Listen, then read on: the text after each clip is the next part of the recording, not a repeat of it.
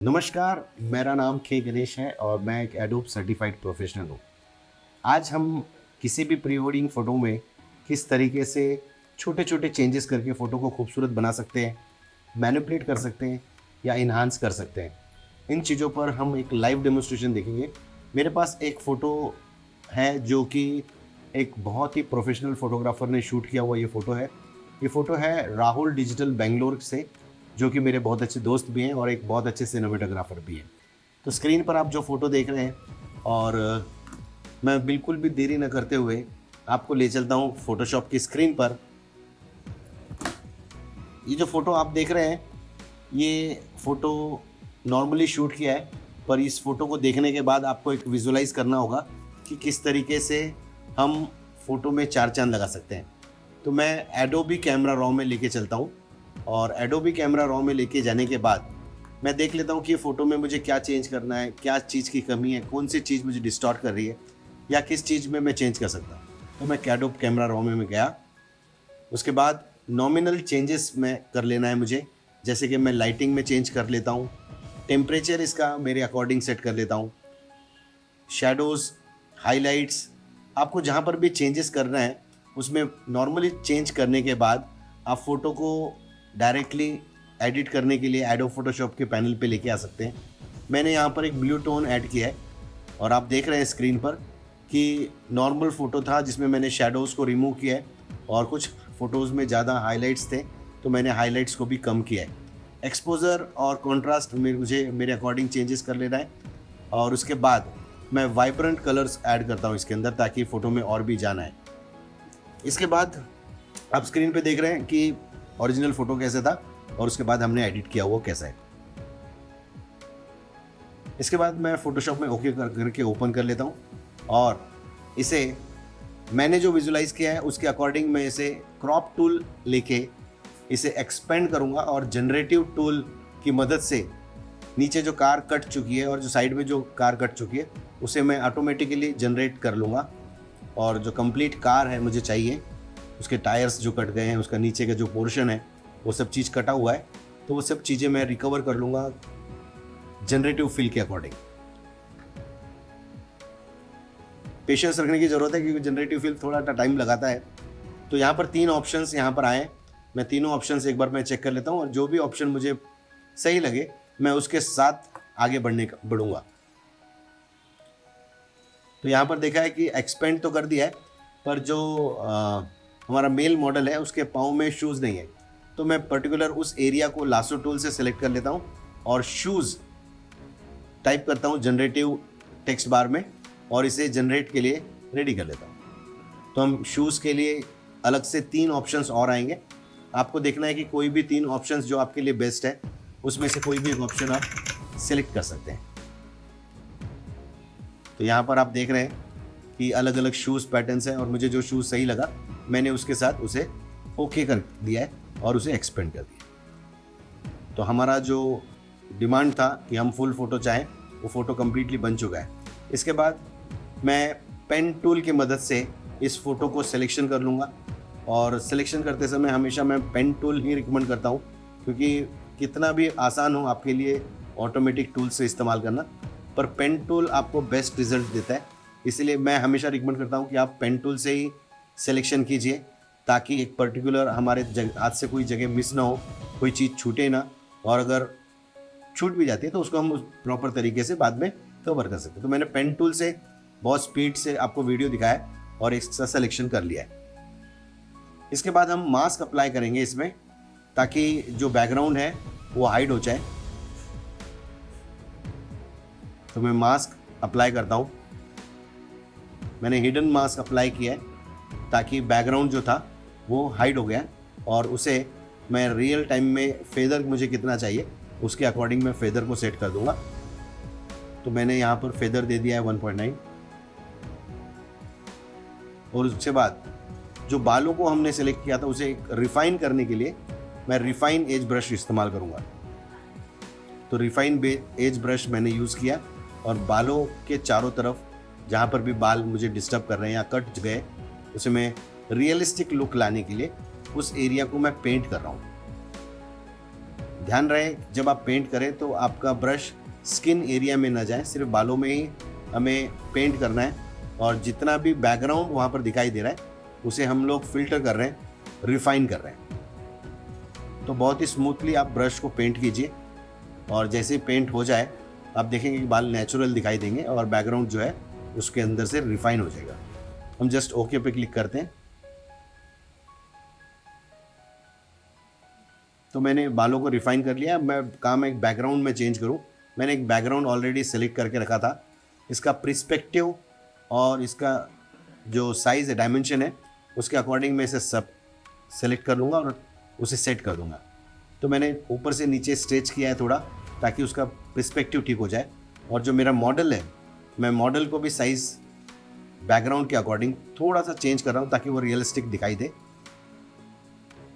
और मुझे जहाँ पर चाहिए, जिस लोकेशन पे चाहिए, मैं उसे जगह पे सेट कर रहा हूँ। अब मैं क्या करता हूँ कि जो शेडोज़ हमारे लॉस हो चुके कार की, उसके लिए मैंने एक नया लेयर लिया है, डुप्लीकेट लेयर, और ऑलरेडी मास्क अप्लाई था तो वाइट कलर का ब्रश मैंने ले लिया है और उस जगह को मैं शो करूँगा जिस जगह पे मुझे शेडोज़ चाहिए। तो रियलिस्टिक लुक लाने के लिए मैंने नीचे की लेयर से शेडोज़ को रिकवर कर लिया है। और आप देख रहे हैं कि सेकेंड लेयर जो है, हमने उसको रिवील किया है, उस एरिया को जिस एरिया में शेडोज़ था उसको मैं लेवल्स के अकॉर्डिंग सेट कर रहा हूँ। लेवल्स मैंने कम कर दिया है ताकि रियलिस्टिक लुक दिखाई दे। और मैंने इन सभी तीनों लेयर्स को ग्रुप कर दिया है सब्जेक्ट से ले। तो मैं सब्जेक्ट को मेरे अकॉर्डिंग सेट कर दूंगा, जहाँ पर मुझे प्लेस करना है वहाँ पर मैं प्लेस कर रहा हूँ।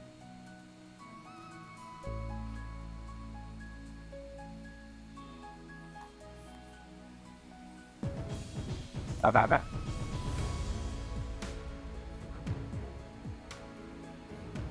इसके बाद मुझे कार के ग्लास में से जो सॉलिड कलर दिखाई दे रहा है और जो उसके पीछे पहाड़ है वो प्रॉपर तरीके से दिखाई नहीं दे रहे, इसलिए मैं एक मुझे उसे हाइड करना चाहता हूँ। और मैंने यहाँ पर फ्लो कम कर दिया है और उस जगह को मैं पेंट करूँगा जहाँ पर मुझे वो एरिया शो करना है। तो रियलिस्टिक लुक दिखाने के लिए मुझे जो माउंटेन्स, पहाड़ छुपे हुए थे, उसे मैंने बहुत कम फ्लो रखा है और फ्लो कम रख के मैं उस तरीके को एरिया को पेंट कर रहा हूँ ताकि वो रियलिस्टिक ट्रांसपेरेंसी रहे उस कार के ग्लास की। ग्रेट। तो इसी तरीके से मुझे पेंट करना है।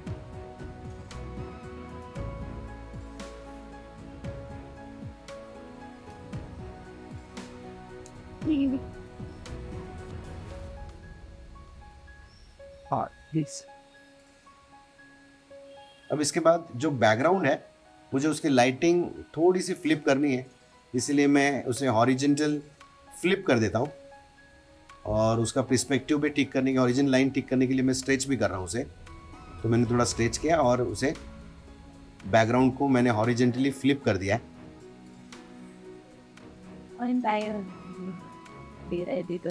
अब आप देखेंगे car, background, subject and light, इस सभी चीज़ों पर हमको प्रोसेस करना होता है।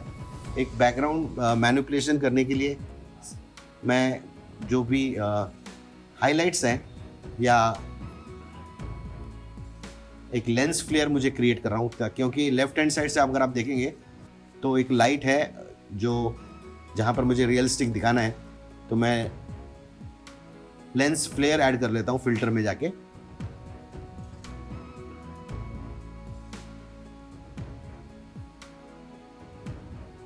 तो मैंने रेंडर ऑप्शन यूज करके लेंस फ्लेयर किया और उसके बाद में गॉसियन ब्लर से उसे स्मूथ कर रहा हूँ।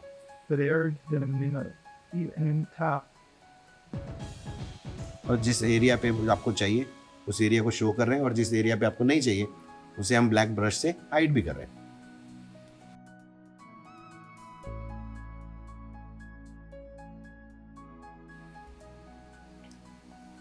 फ्लेयर का लाइटिंग मैंने अरेंज कर लिया है।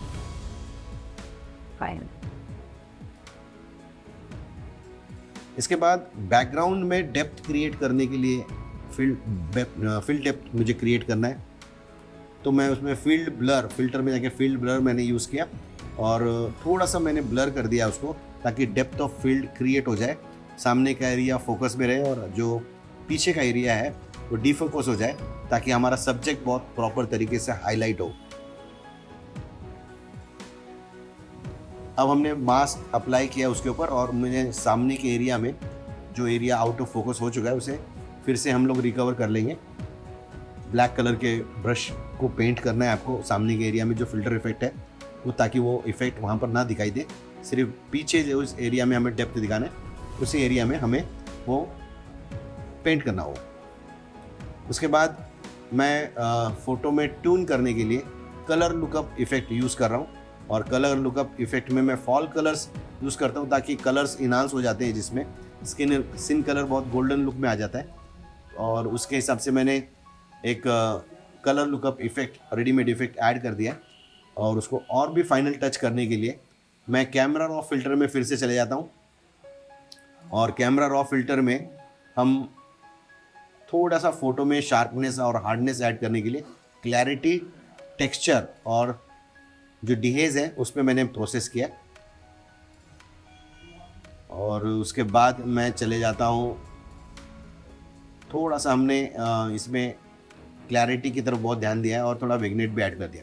और एक रेडीमेड प्रीसेट जो हमेशा मैं यूज़ करता हूँ सिनेमैटिक इफ़ेक्ट के लिए, उस सिनेमैटिक इफ़ेक्ट के सेकंड वाले ऑप्शन में जाके आप लास्ट CN18 जो सिनेमैटिक इफ़ेक्ट है उसको मैं यूज़ करता हूँ जनरली, उसका मैं यूज़ कर रहा हूँ यहाँ पर, और बहुत ही क्रिएटिव दिखाई देता है वो लुक। इसके बाद जस्ट मैं ओके कर लेता हूँ और फ़ोटो लगभग मेरा ओवरऑल जो फ़ोटो है वो रेडी हो चुका है, और एक सिनेमैटिक इफ़ेक्ट भी हमने उसके अंदर ऐड कर दिया है।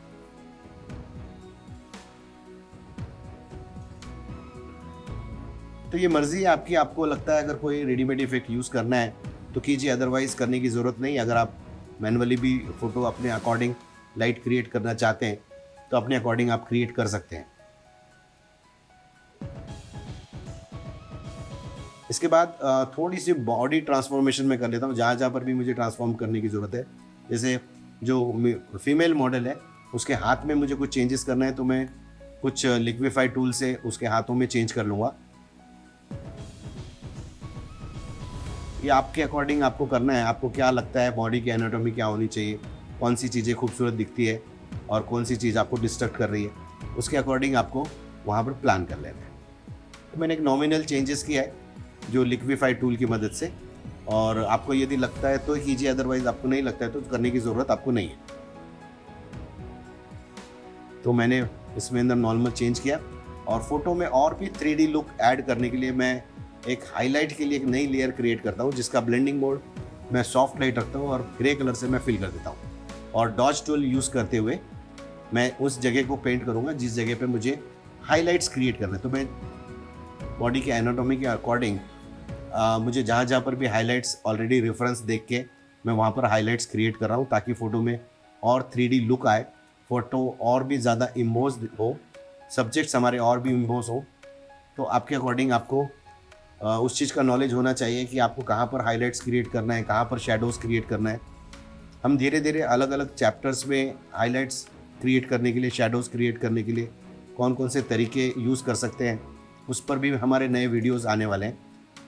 तो मैं चाहता हूं कि अगर आप इस चैनल पे नए हैं तो ज़रूर इस चैनल को सब्सक्राइब कीजिए। इसके बाद फ़ोटो में स्मूथनेस ऐड करने के लिए मैं रेडीमेड जो प्लगइन है skin finer licence copy 5.0 option जो नया वर्जन है उसके साथ मैं जा रहा हूं, और फ़ोटो में थोड़े से हाइलाइट्स और स्किन को मैं थोड़ा सा स्मूथ कर दूंगा, ताकि फ़ोटो में जो खूबसूरती और भी ऐड हो जाए। तो जस्ट मैंने ऐड कर दिया यहाँ पर, और की पेशेंस। उसके बाद मैं फ़ोटो में फाइनल टच के लिए शार्पनेस ऐड कर रहा हूँ, ताकि क्रिस्पी क्रिस्टल इमेज आपकी दिखाई दे, सब्जेक्ट भी आपका बहुत शार्प दिखाई दे। तो नॉमिनल फ़िल्टर में जाके मैंने शार्पन इमेज किया है, और अनशार्प मास्क इस ऑप्शन पे क्लिक करके मैं यहाँ पर अनशार्प मास्क ऑप्शन पे फ़िल्टर दे रहा हूँ और फ़ोटो को शार्प कर रहा हूँ। इसके बाद फाइनल टच के लिए मैंने लास्ट में टेक्स्ट इफेक्ट अगर आपको ऐड करना है तो ऐड कीजिए, अदरवाइज़ आप कुछ सेव द डेट या फिर वी आर गेटिंग मैरिड इस टाइप के टेक्स्ट टाइप कर सकते हैं, और उसे अलग अलग कलर्स में अरेंज करके अलग अलग तरीके से पैटर्न में प्लेस करके उसे सेट कर सकते हैं। उसके बाद कपल नेम मैं जनरली मेरा फेवरेट कपल नेम है राजकुमार एंड राजनंदिनी, उसी को एक सैम्पल टेक्स्ट के अकॉर्डिंग मैं यहाँ पर सेट कर रहा हूँ।